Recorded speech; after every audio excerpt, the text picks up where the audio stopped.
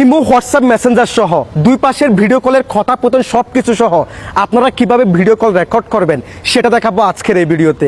তো চলুন কথা না বাড়িয়ে এই ভিডিওটা শুরু করা যাক।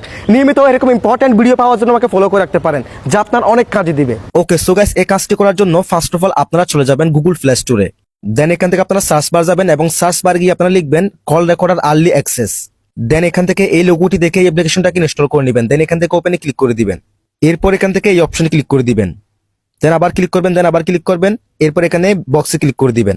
এরপর আবার এই অপশনে ক্লিক করে দিবেন। এরপর এখান থেকে গ্র্যান্ড পারমিশন এই অপশনে ক্লিক করে দিবেন।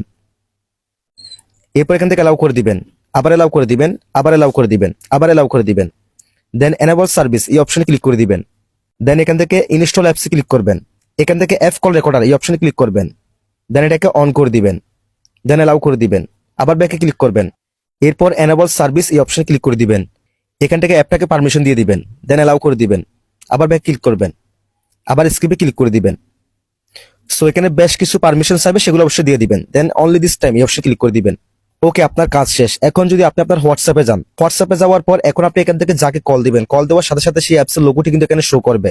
আপনি জাস্ট সেই অপশনে ক্লিক করে তার সাথে দুই পাশের কথা সহ আপনি রেকর্ডিং করতে পারবেন এবং রেকর্ডিং করার পর সেই রেকর্ডিংটা আপনি আপনার মোবাইলের মাইফাইলসে পেয়ে যাবেন। সো সব ফোনে কিন্তু এই কাজটি হয়, বাট কিছু কিছু ফোনে কাজটি হবে না। That's it.